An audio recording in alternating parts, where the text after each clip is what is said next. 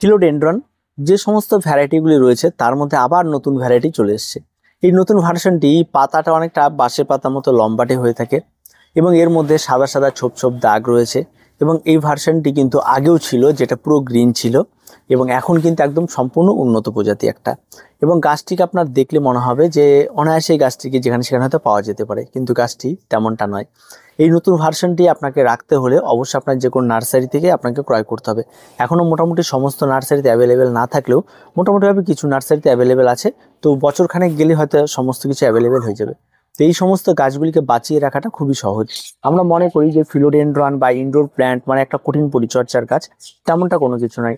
Indoor প্ল্যান্টকে বাঁচিয়ে রাখা মানে সবচেয়ে গুরুত্বপূর্ণ যে বিষয়টা সেটা হচ্ছে ড্রেনেজকে আপনি খেয়াল রাখুন। যদি আপনার টবের মাটির ড্রেনেজ যদি ওকে থাকে তাহলে আপনাকে চিন্তা করতে হবে না গাছ নিয়ে, গাছ অনায়াসেই সুন্দরভাবে বেড়ে উঠবে।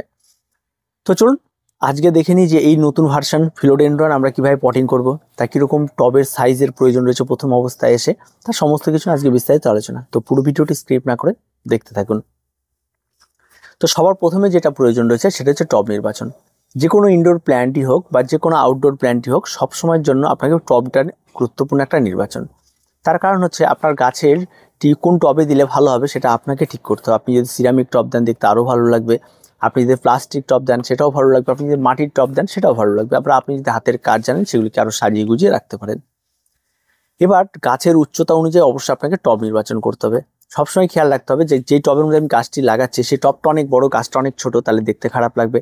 আবার গাছটি অনেক বড়, টবটি অনেক ছোট, দেখতে কিন্তু খুব একটা ভালো লাগবে না। তার জন্য অবশ্যই টব এবং চারার মধ্যে একটা সামঞ্জস্য রেখে আপনাকে টব নির্বাচন করতে হবে। এবার আসি মাটির মিশ্রণে। অবশ্যই মাটির মিশ্রণের প্রয়োজন রয়েছে এখানে। আর এটার মধ্যে যে মাটির মিশ্রণটির প্রয়োজন রয়েছে, কারণ ফিলোডেনড্রনের এর আগে আমি অন্যান্য যে সমস্ত ভ্যারাইটিগুলি রয়েছে সেগুলির ক্ষেত্রে আমি বলেছিলাম ঘেঁস মিডিয়াতে। এটাও তার বিকল্প কোনো কিছু না, এখানেও ঠিক আপনি ঘেঁস মিডিয়া ব্যবহার করবেন।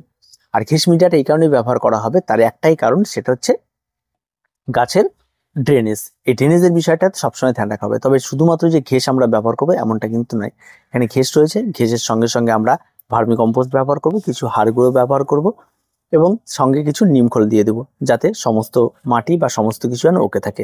এই কয়েকটা জিনিস দিয়ে আমরা তৈরি করে নিতে পারবো আমাদের ফিলোডেনড্রনের মাটি মিশ্রণ, সেটা সম্পূর্ণ নতুন ভার্সনের। আর এর বাইরে যদি আপনারা করতে চান তাহলে অবশ্যই আপনারা বালি নিন। বালিটা আপনারা 50% নিয়ে নিন, যেটা আমরা সবসময় নর্মালি স্যাকুলেন্টের ক্ষেত্রে বলি, জেট প্ল্যান্টের ক্ষেত্রে একদম বালি 50% নিয়ে নিন।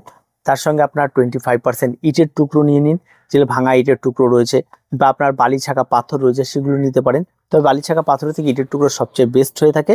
আর তার সঙ্গে আপনার পুরনো ভাঙা ইট যেগুলো থাকে সেগুলো ভেঙে টুকরো টুকরো একদম ছোটো ছোটো টুকরো করে নিতে হবে। আর তার সঙ্গে আপনারা নিয়ে নিন 25% আপনারা এখানে কি বলে ঘেঁস নিয়ে নিন। আর বাকি যেটা থাকলো সেটা আপনারা এক মুঠো করে সামান্য পরিমাণে একটু কম্পোস্ট বা হাড় গুঁড়ো, শিংকুচি এগুলো একটু মিশিয়ে দিতে পারেন, তাতে কোনো রকম কোনো অসুবিধা নেই। এতে কিন্তু একটা বালিতে মিশ্রণ করলেও কিন্তু খুব ভালো কাজ করে, এটা স্যাকুলেন্টেরও মিশ্রণ, তাতে কিন্তু কোনো রকম কোনো গাছে খারাপ কিছু হবে না। তার কারণ হচ্ছে ড্রেনেজ সবসময় ওকে।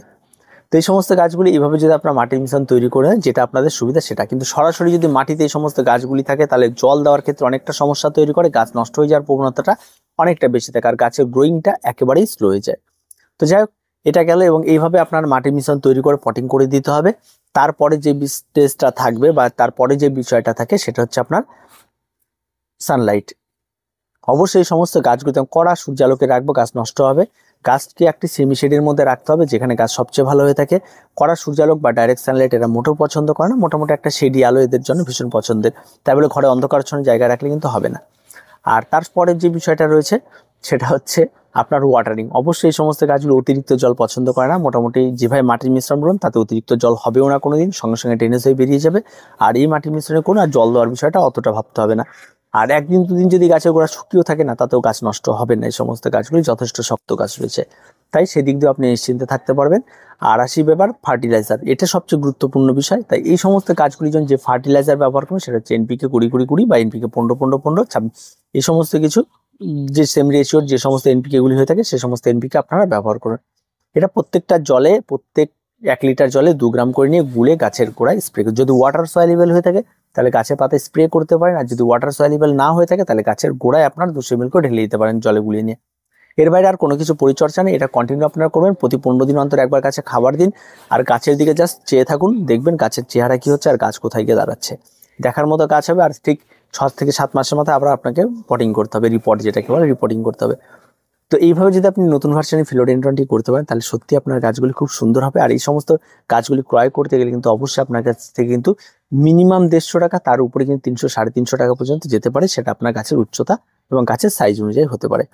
তো আর কিছু বলা নেই, ফিলোডেন্ড্রনটি প্রত্যেকের বেশ পছন্দের একটি গাছ। আর ইনডোর সবাই পছন্দ করে, সারা বছর আমাদের ছাদ বাগানে ইনডোর থাকলে তো আর কোনো কিছু নেই, বিভিন্ন ধরনের রং বেরঙের পাতায় আমাদের সাজিয়ে রাখে, অনেকটা খুশি দেয়, অনেকটা আনন্দ দেয়। তো আজকে এই পর্যন্ত, দেখা হবে পরবর্তী ভিডিওতে। প্রত্যেকে ভালো থাকবেন, প্রত্যেকে সুস্থ থাকবেন, আর আমাদের চ্যানেলটিকে অবশ্যই সাবস্ক্রাইব করে রাখবেন।